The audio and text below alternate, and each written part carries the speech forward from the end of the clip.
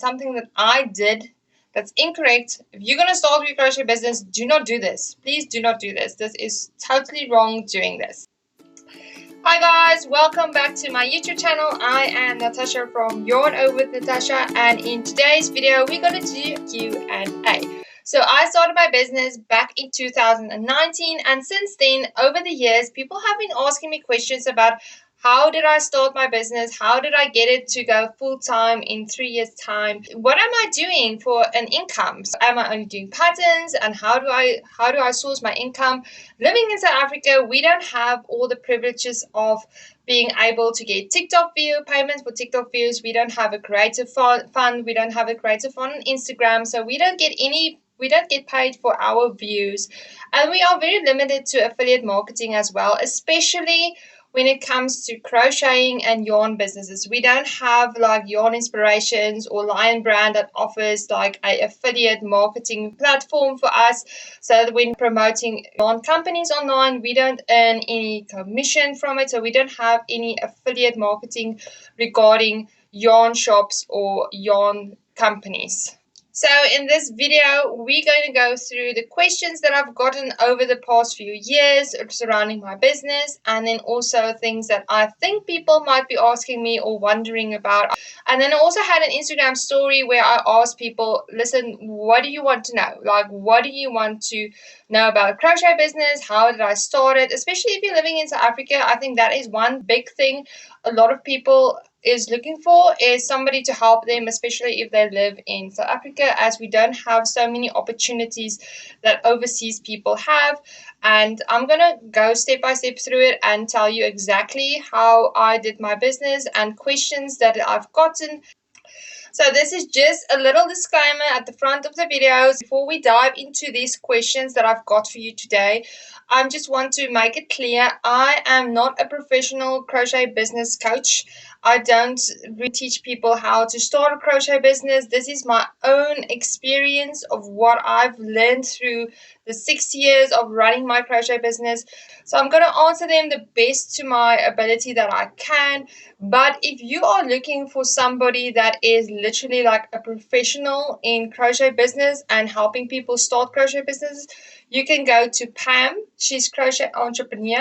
I have done her course last year. If you are like a total beginner, let's say you have no idea what you're doing, she is the best to go to because her course really covers every single little detail. I joined the course.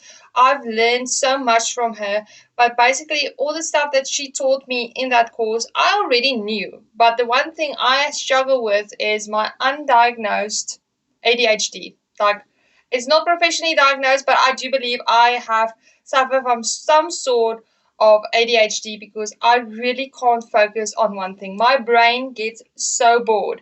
So when I start something, it's like my brain tells me, okay, we had enough of that now. We're going to do something else.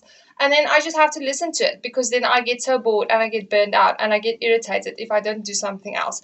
So yeah, that's one thing that I've learned from her is you have to be consistent in what you do. So I do believe if I have been consistent from the get-go of my business and done proper research, I would have been way further in my crochet business that I'm currently now at. It has been a learning curve. It has been real torture sometimes, getting my brain to just work with me in what I should be doing and not what he wants to do, you know?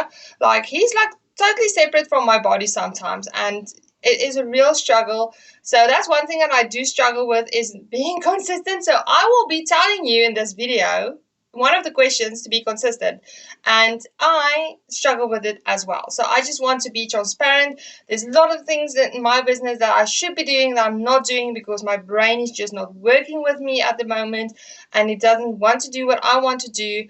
And just that is just like a disclaimer. I am human too. I also make mistakes, and I'm telling you what to do, and I have to do it myself as well, but sometimes it doesn't happen. So we are all human, we are all normal, and it's totally normal if you're not doing all the stuff that I am telling you to do in this video, because I myself sometimes struggle with it as well. The second lady that you can follow that does like a crochet business course and has like tips and tricks and blog posts about crochet business is Crafty Concept. That is Ashley from A Crafty Concept, and you can follow her as well. She has like this crochet summit thing going on once a year. She opens a course and you can join it, and it's like a year-long course. You pay monthly and it's a whole thing, and a lot of people have been joining this and they all have just good things to say about that course. So if you're really interested in somebody that is teaching crochet business like full time and just focusing on people building their crochet businesses, you can go follow Pam from Crochetpreneur, or you can go follow Ashley from A Crafty Concept. So the first question is, do I need money? Do I need cash to start my crochet business? So a crochet business is a very low startup cost. So it is extremely easy to start your own crochet business. All you need is just basic supplies like the crochet hook, yarn, scissors, basic things that you need to start crocheting. I have a YouTube video of basic needs that you need to start crocheting, everything you need. So you just need basic stuff. So I started my business literally out of a plastic bag. A plastic bag full of yarn, a crochet hook that wasn't even mine, that I lent by my mom. So that is basically it, what I started with. I had like zero money, and that's why I started this business in the first place, because I had like zero money. I was in network marketing, MLM, all those schemy MLM companies, Avon, Jacine, Forever Living, all those MLM businesses. I have been in them and they all failed me for 10 years. I couldn't just start up a business. It went well for the first year, and then people just started dropping out. They're going to different companies and I'm losing money. It was a constant stress and a constant battle to get my team to perform for me to an income, because that is how those businesses work. You need people under you to actually make an income. I made sales on my things that I sold, but I didn't really have a big income. It's like I'd never reached more than 5 figures in that income. So, and it was also always a big struggle to get some people to join and to actually then build their own teams, because most people just join to buy products for themselves. But in any case, moving on from that. So I started my crochet business in 2019 when I literally had no money. I sat on my sofa and I cried. I bawled my eyes out. I told my husband, listen, I'm going to start crocheting, because I did start to teach myself to crochet.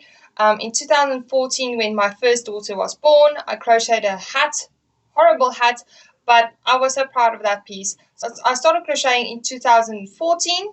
And in 2019, I told my husband, I'm going to take this full time and I'm going to do my crochet business. I'm going to use this as an extra income. So that's where it started. I got some yarn, old yarn that my mom didn't use anymore.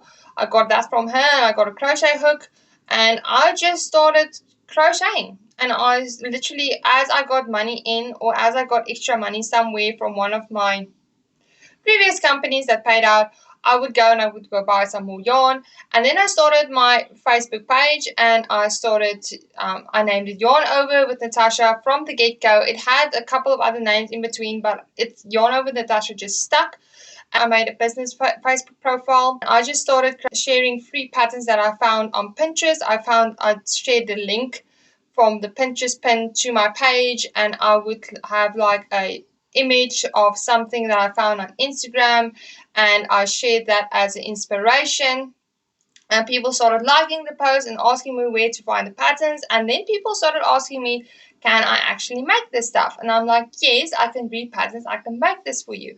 So I started getting orders. So I started getting orders for beanies and blankets and toys about a few weeks into it. So that's how I started with my business from scratch. It's literally a plastic bag, a crochet hook, and then when I got a little bit of money in, I would buy some extra yarn, and then I would just have my Facebook page and I would just start sharing crochet things and stuff. But I do need to put something in here before we go to the next question.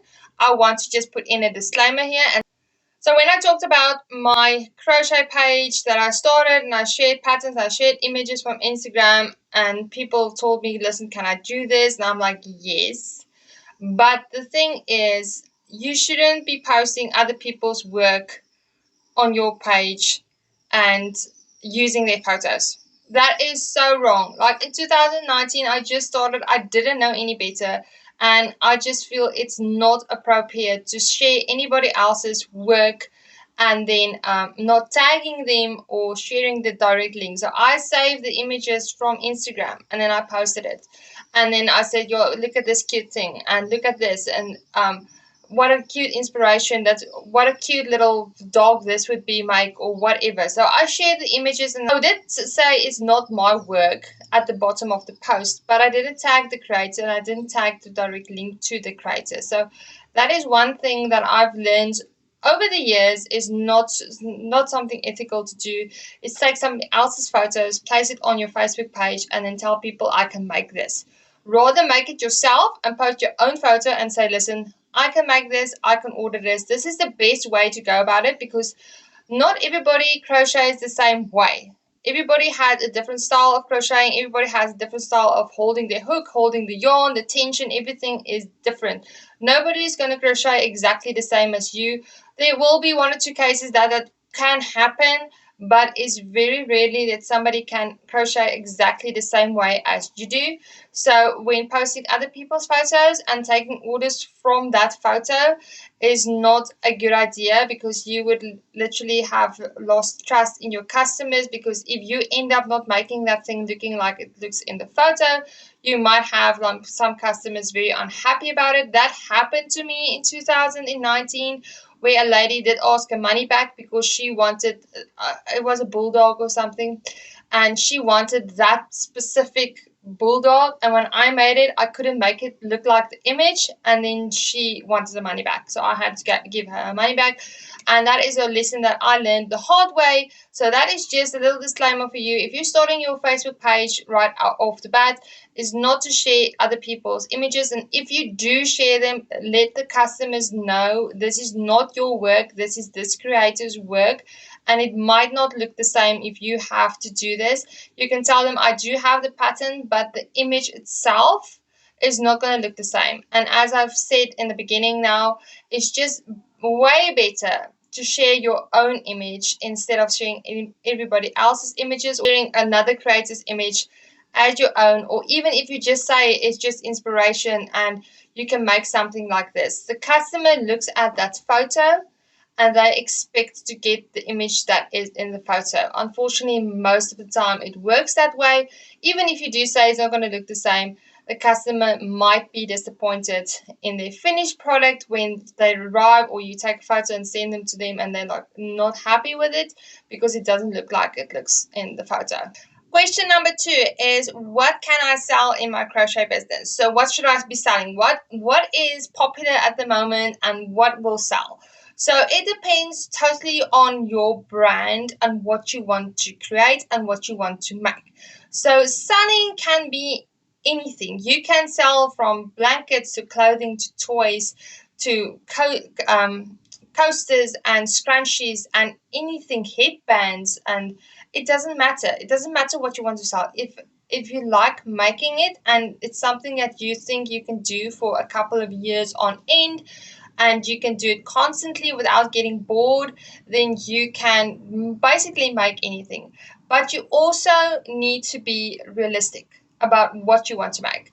So for example, if you are wanting to make blankets, you need to think about the time that goes into making these blankets. This is something that you can't whip up in a night, you know? You can't whip up like my loaf cats or my loaf bunnies.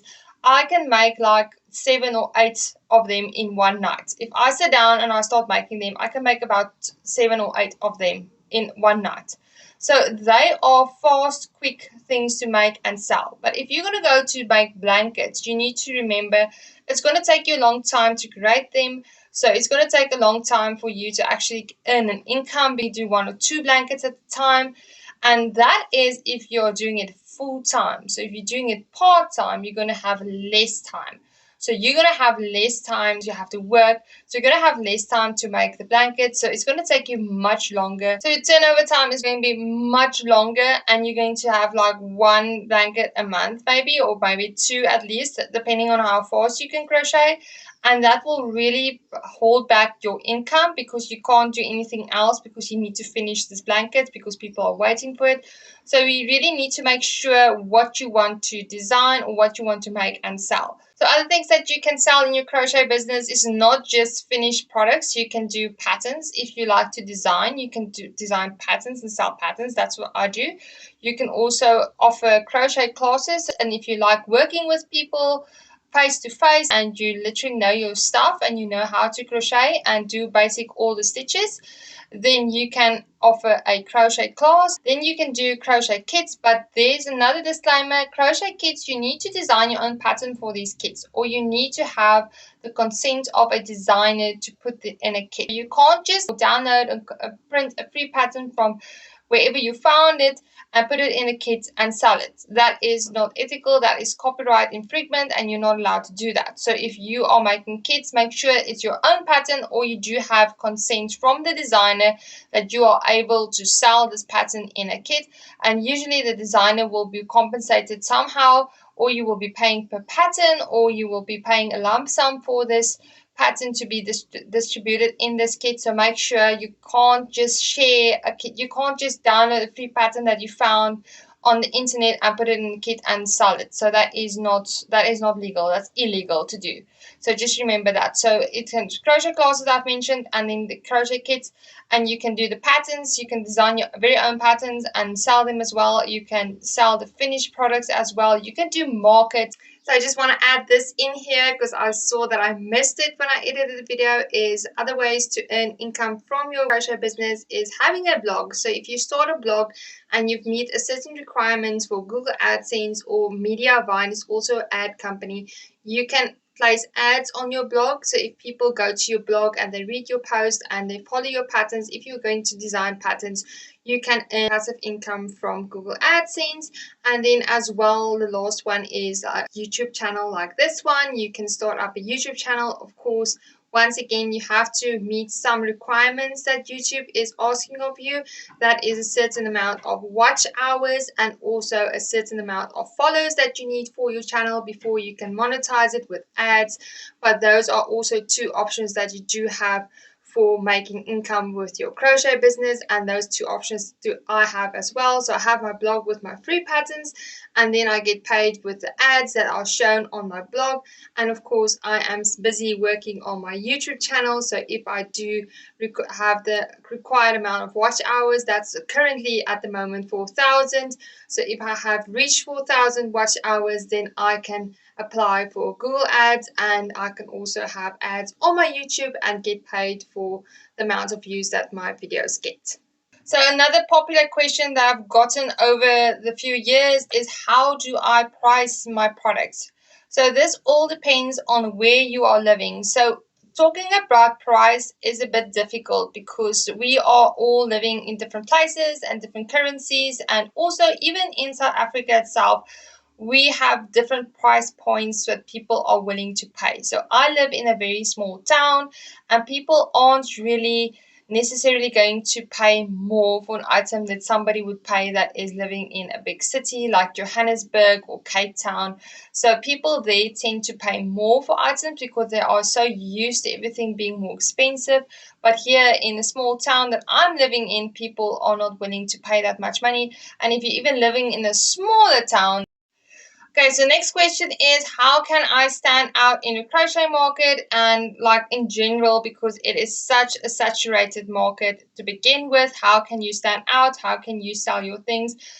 It's basically, it doesn't matter how compact and how overflowing the market is. It depends on you as a person and how you portray yourself and how you build your business and build a brand. So this is where the part comes in from being consistent that I've talked to you about in the beginning of the video. So if you're still watching the video till this part, this is where the consistency comes in.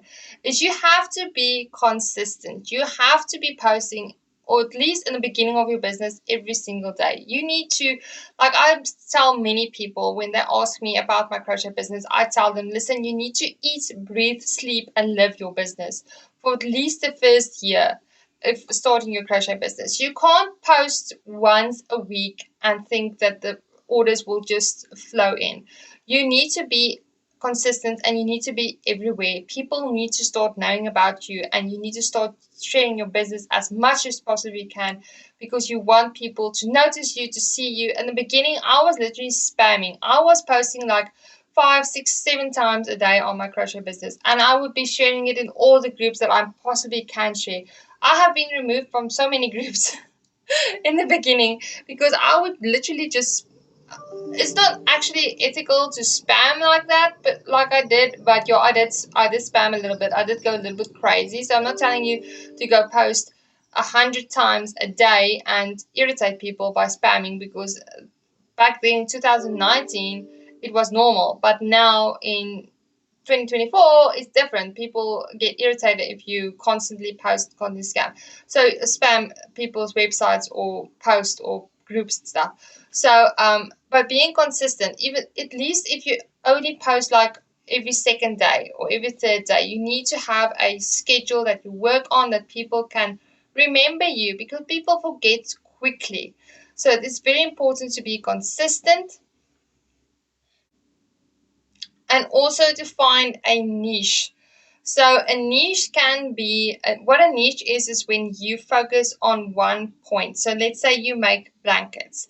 So you're just going to make blankets. You're going to make different, you can make different blankets like mosaic blankets, corner blankets, granny square blankets, as long as your topic just stays, the umbrella just stays under blankets. So if you do blankets and you suddenly go and do booties and a beanie, and you make this or you make that or you make an amigurumi in between, you're going to lose from your clients or from your customers and your following, because they have followed you for a reason. They have followed you for your blankets, you're selling blankets, and now you're selling toys. Now people are very weird when it comes to this. As soon as you start posting something else that is not related to your business, especially in the beginning, they easily fall off and unfollow you, because they think, okay, no, she's not doing it anymore. She's not doing what I like anymore. She's not doing something that I want to buy. So I'm just going to drop off. I'm just going to unfollow her. I'm going to leave her WhatsApp group. I'm not interested in her business anymore. I have found that so many times that if I do post something else that is not amigurumi related, I get a lot of unfollows, and then I get a lot of people leaving groups because they just feel like, oh, they saw one post of me posting something else, and this is not what I followed her for, so I'm just going to leave her. So the niche thing is important when you start building a brand, is that you need to focus on one point of your business. Like I said, if you do blankets, then you can do different blankets. You can do baby blankets, you can do knee blankets. It doesn't matter what blanket it is, as long as it stays under that umbrella of the niche of blankets. The same goes for amigurumi. Like amigurumi can be anything. It can be loveys, it can be rattles, it can be full toys. It doesn't matter what type of toy you're making, as long as it stays in the amigurumi category of things that you can make. So you can make like the poppers, that's a functional toys and stuff, as long as it just stays on an umbrella of amigurumi, and you can branch out underneath that. But doing amigurumi and then suddenly, okay, now I'm doing jerseys, now I'm doing blankets. And that's one thing that I fall out of sometimes, is I fell out of that consistency of being just amigurumi, and I do sometimes upload like a jersey or something, and then I do find that people suddenly, my views tank, and I get less views, and I get a couple of unfollowing, because people are not following me for that content specifically. They are following me for amigurumi, and now suddenly I am sharing booties and missies and booties and beanies that has nothing to do with amigurumi. Next question is, do I need a website to sell my items, and where can I sell it? So you can sell your items on Facebook. So I started selling my crochet items when I started my business is on Facebook. So I started selling my items on my Facebook page. I got requests, people sending me messages asking me to order. So you can start on Facebook. But as your business grow, You want to maybe start looking into doing a website, even a landing page, because we get so many scammers today. There is way more scammers today than there was when I started back in 2019. So I would highly recommend that you get some sort of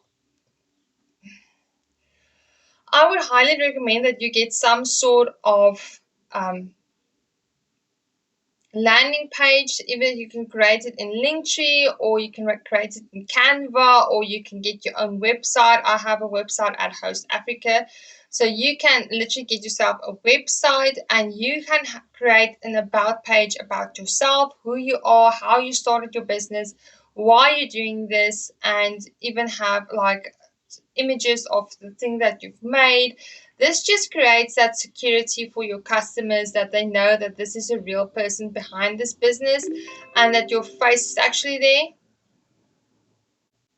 Sorry, I just needed to mute the notifications on my laptop. So you just, sorry for that. I just had to mute the notifications on my laptop.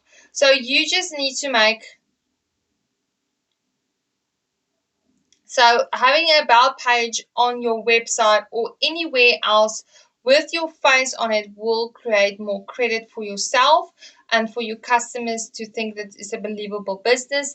This is a genuine business, because like I've mentioned, scammers are everywhere with AI and stuff. They are fooling people left and right. And it's very important for you to have an about page about yourself, about the business, and image of your face. I know a lot of people, like, I don't want to be in front of the camera, I don't want to create videos, but unfortunately in this time and age of starting a business and doing it online, unfortunately that is one thing that you have to get over with, and just do it and just be in front of the camera. You don't have to create video content like I do. It's not necessary to create video content every single day, but people need to see your face, and it's very important for you as an online business owner to show your face and show people, listen, I am a real person. I am doing this business. It is me. It's not AI. It's not fake. It's not a scammer. And that's where a lot of people miss the shot is, and this is where a lot of people miss the bullseye.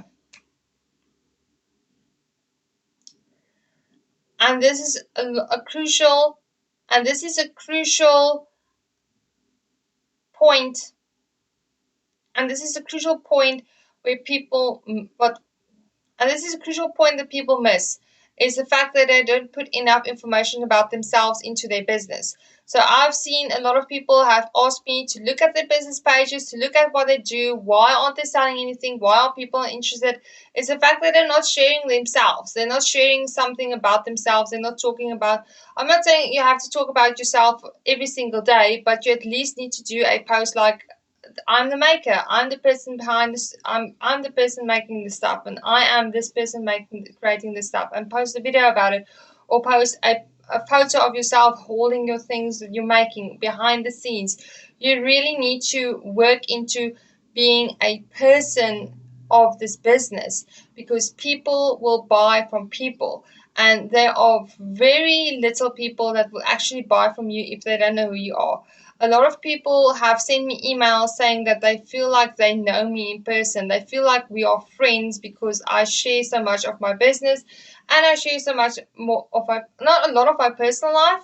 I share very little of my personal life, but I do share things that that my people can relate to, that I relate to, like in the beginning when I said with the ADHD, and that sometimes my brain doesn't work and it just wants to do one thing and I want to do this thing, and being consistent. And there's some things in my business that I should be doing that I'm not doing because I just can't function on that way. And that is something that people can relate to. So you need to have relatable content. You need to have like relatable posts that people actually feel like, listen, we know her as a person. We know she's going through something. She has a great achievement of something, or she's struggling with something. You need to be a little bit more personal and not just share an image and say, buy my stuff. Because who are they buying from? They want to buy from a person that they actually know, and not just some random person they've never seen and buy the item. So, I mean, it works differently with big corporation businesses, because they are usually with They have franchises all over the country, all over, and they have these big advertisements and stuff, and you can walk in and go buy your things online or in store. And that's much different for us as small business owners. You need to be more personal, you need to be more open to your customers about who you are, because we are like a one-man business. Like, it's just us. We don't have major companies, we don't have major advertisements marketing our business for us. We are the only person that is marketing. So you need to market basically yourself and then your business as well. Much smaller than our town, you're going to have more issues of selling items at a higher price point because the income range in your city or in your town is very low. So depending on the income that people are getting, that will depend on how much you can actually ask for your finished products if you're selling finished products. So what I do is I work out the weight of my yarn that I use. So I don't put this price of the full skin onto the toy. So sometimes I use a full skin, like with the hyena here at the back, I've used the full skin. So I would do the full skin, but the brown is much less. So I weigh my yarn beforehand and I work out a price per yard or per meter, what it's going to cost per meter for the yarn.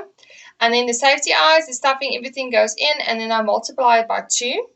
And then I would work out the packaging as well, because a lot of people don't put the packaging into the products, like the boxes and the tissue paper and the little cards, everything. You need to really put in that price as well, because you're losing a lot of money if you are not calculating the packaging with it, especially if you sell online and you're sending the stuff away and you're not selling it locally. But even if you sell it locally and you're putting it in a nice box with tissue paper and stuff for the client to come pick up, you need to calculate that packaging in as well. So it's the cost of the material of making the toy, and then also the packaging, and then I would put a percentage on it of, depending on how much the cost was to make the toy, I would put anything about 45 to 80% to 100%. It depends on how much it cost me to make. If it used very little yarn, I would have a higher percentage of profit added to it. If it's going to cost me more in yarn, I'm going to lower it, because otherwise the price range gets too high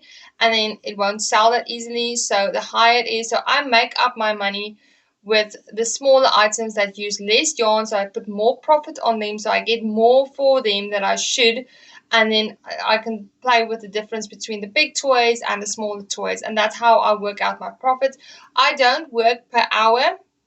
There are people that say that you need to work out your hourly wage, but simply I can't work that way, because I can make, let's say one night I am full of energy, I'm powered up, I'm ready to go, and I crochet 10 cats in one night. Like let's say like in 6 hours I crochet 10 cats.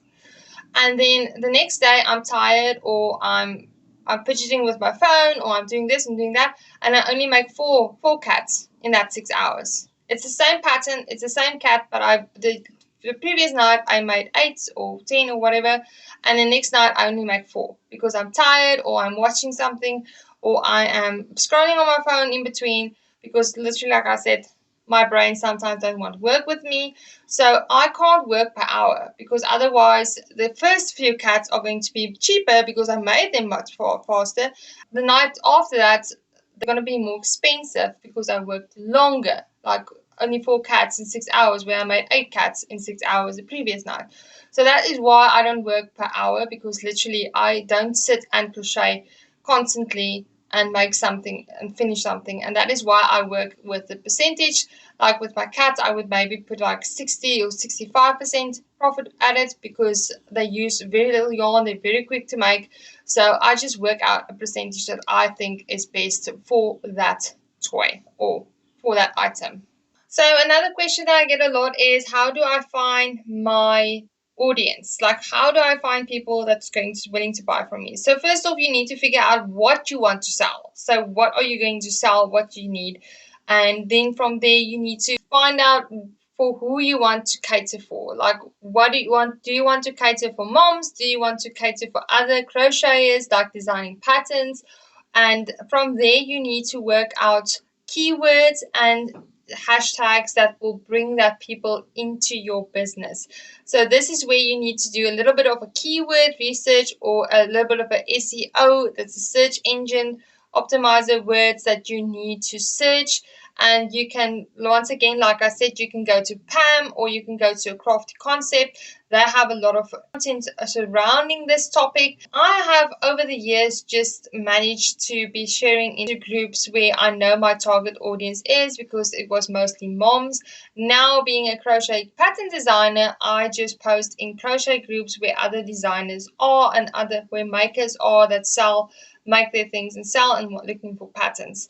So that is how I find my audience. But if you want to sell finished items, do a little bit of research about keywords, because what you say in your post will pop up on search engines and stuff. If people are searching for handmade toy or handmade blankets, if you have that keyword in your post or in your hashtags, people will find it and they will come upon your post, and if you sell it. But finding your target audience is literally just focusing on the right keywords and right hashtags and joining the correct groups where you are allowed to share your products.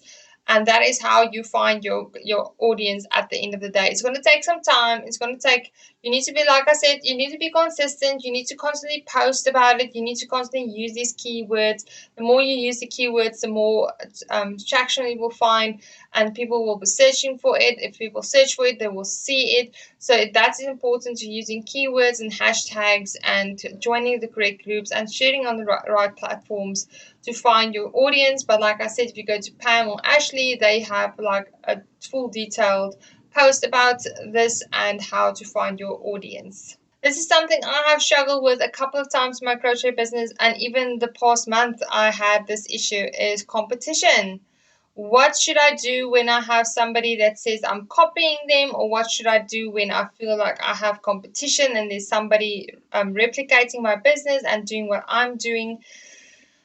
It's going to be a hard one to swallow, and it's going to be a tough one, and I'm going to be honest with you, just ignore them. If it's a case where they are literally copying every single little detail you are making and you have the resources to send them a cease and desist letter, do that. If you can afford it, do that. But honestly, I have made myself sick, literally and mentally and physically, in any sort of way. I have made myself sick about people copying me, and I've found that people are copying my business. Also, when they are contacting me and saying that I copied something from them, I literally just tell them, listen, I didn't find you as inspiration. I do my own designs. You can look at my patterns. My patterns are free on my blog. You can see the way I write my patterns. I did not copy you. And even if I do see or do feel that somebody has copied me in some way, like my example was like my cuddler bunny was created that followed me, and then a few weeks later she had the exact same bunny on her Instagram, and she even liked my post and said she liked the way that I made this. And then a week later or two, it ended up being on her Instagram, and I actually commented there and said, wow, you did such a great job, love this bunny. And she liked my comment and she said thank you. And then a few weeks later, like a week or two later, she posted the bunny again, and then she said the pattern will be released very soon. And it was exactly the same shape, size, everything of the bunny. But I didn't do anything about it. I didn't contact her, I reached out to her or nothing. It just felt like, you know what, if she wants to make it, she can make it. There's so many ways to make a bunny. And unfortunately, although it does look like mine also look like other people's designs. So I just decided, you know what, I'm not gonna fuss about it. I'm not gonna do anything about it. I just unfollowed her. Well, then I actually found out when I wanted to go unfollow her, she already unfollowed me. Right after when she posted, she unfollowed me. So she wasn't following me anymore. So that already also told me, listen, there's something fishy going on. So, but I ended up just unfollowing her, and I just told Instagram I don't want to see her post anymore. And when I saw if her post came up in the feed, I just told Instagram I'm not interested in this post, because it's gonna make you if you're gonna fuss and you're gonna worry and you're gonna stress about everybody maybe copying you and maybe stealing your patterns, whatever, or stealing your patterns or stealing your business ideas, you're not gonna do anything. You're not gonna get anywhere because you're going to be so stressed out about what everybody else is doing. You're not going to focus on your own business, and that is one loop that I did fall into. I was so stressed out about what other people were doing and copying me, and felt like, you know what, if they're gonna copy me, I'm just gonna drop. I'm just gonna drop everything. I'm not gonna do anything anymore because people keep on copying me. And I just ended up hurting myself and hurting my own business.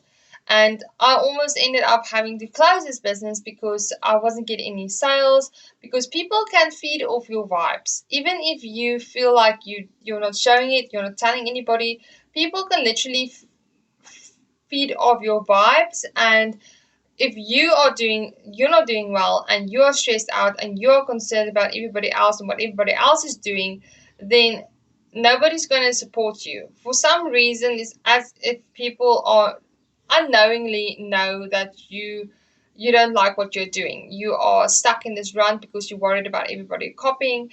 And the thing, when it comes to pattern designing, I get a lot of questions, or see a lot of questions, especially on Facebook, is people, I designed this pattern, but now it's looking like this creates pattern. What should I do? Should I scrap the pattern?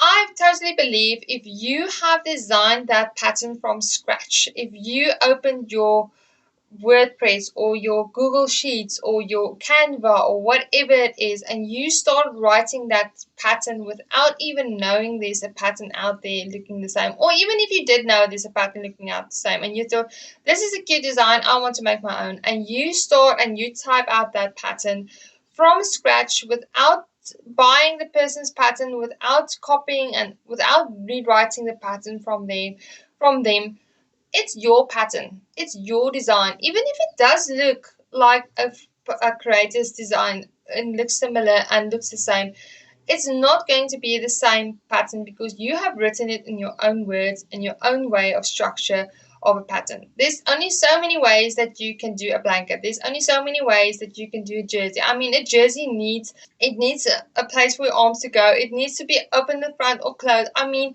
it needs 4 panels. You can't make a jersey with 15 panels because it's not going to work. You can't make, like another TikToker that I watched the other day, she said she asked ChatGPT to create a cardigan, but it put the armhole in front of the chest. So you can't write a pattern with an armhole in front of the chest because it's not going to work. You're not be able to wear it. So a jersey needs 4 panels, basically 4 panels, 2 panels, and it is the same structure. So you can't blame somebody else for copying your work or copying your pattern if it's not the same. If it's the same structure, I mean, it's going to have 4 panels. It's going to have 2 panels. It's going to have 3 panels, or whatever you want to make it, or 1 panel. It's going to be 1 non-sewing panel. The same goes for amigurumi. I mean, a giraffe. The other day I was attacked about my giraffe. I mean, a giraffe has horns, or what do you call that stuff on the top of the head, and it has ears, it had tails, it had spots. So what was I supposed to do? Was I supposed to create a giraffe without ears? That wouldn't work because then it wouldn't be a giraffe. The same goes for my hyena. I have been also received DMs for my hyena for the feet that I'm copying crochet groove, that I have copied her feet.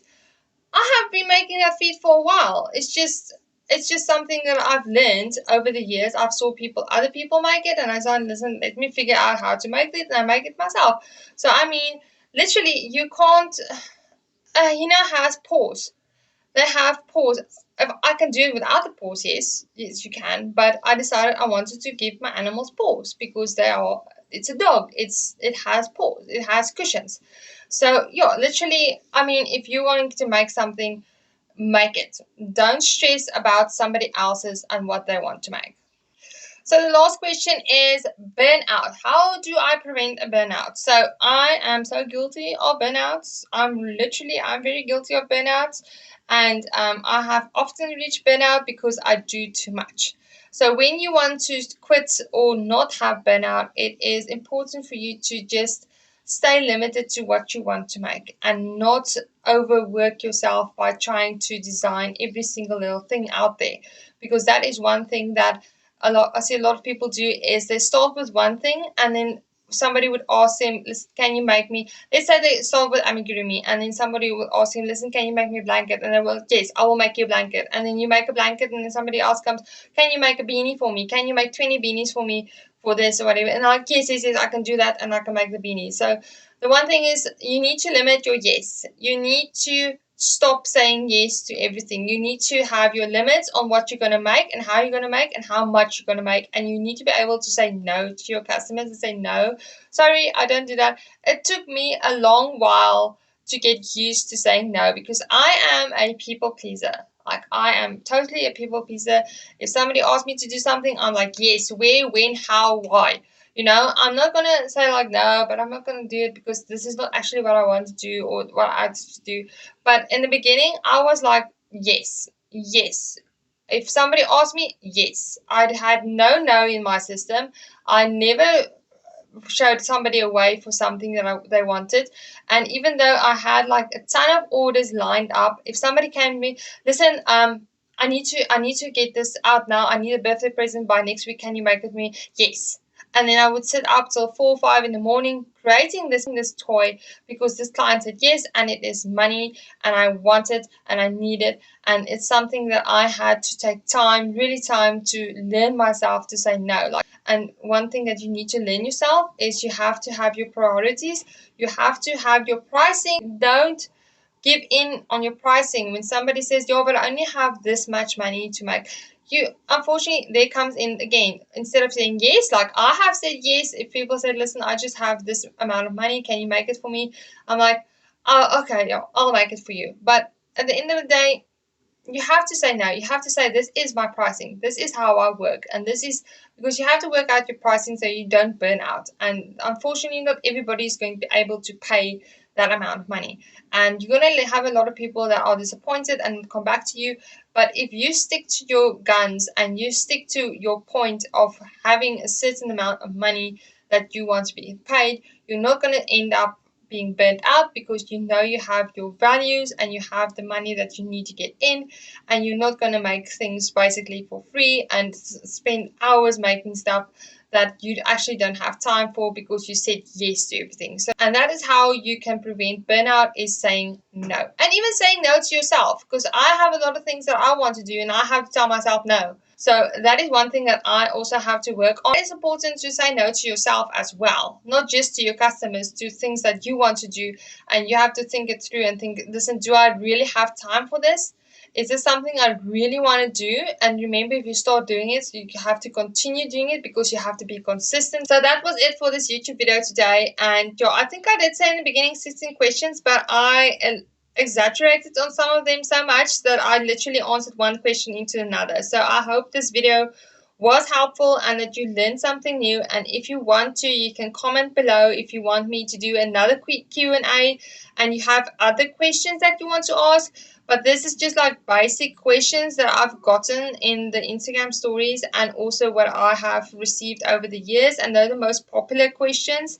And if you have any other questions, like I said, I will be making a follow-up or part 2 about this and answer some more questions. And like I said, if you want to really start your own crochet business and you want more detailed information about starting crochet business, you can follow Pam or you can follow Ashley, because they do have a lot of information regarding crochet businesses and how to start and how to build your business and start selling crochet items. Remember to like and subscribe to my YouTube channel. I am so excited for this YouTube channel to be growing like it's growing in the last few weeks. Next week we are starting a crochet along and we are making a daisy turtle. It's a turtle with a daisy shell or a little flower shell, and I'm going to upload each part of this pattern to my YouTube channel. So you're going to find it like separate videos for it, and then I'm going to upload a full video of the full tutorial from scratch that you can make this full pattern after the crochet along is finished. But this is what it looks like. This shell is like no sewing, so you're going to add the daisies as you make the shell, and then we're going to sew on the feet and the head as well afterwards. But yeah, this is yarn that is sponsored by me, by Elite Yarns, and we're going to do this crochet along together. So if you want to join in the crochet along, subscribe and like to my YouTube channel, because this is going to be in the next week we're going to start sharing these videos and sharing this pattern.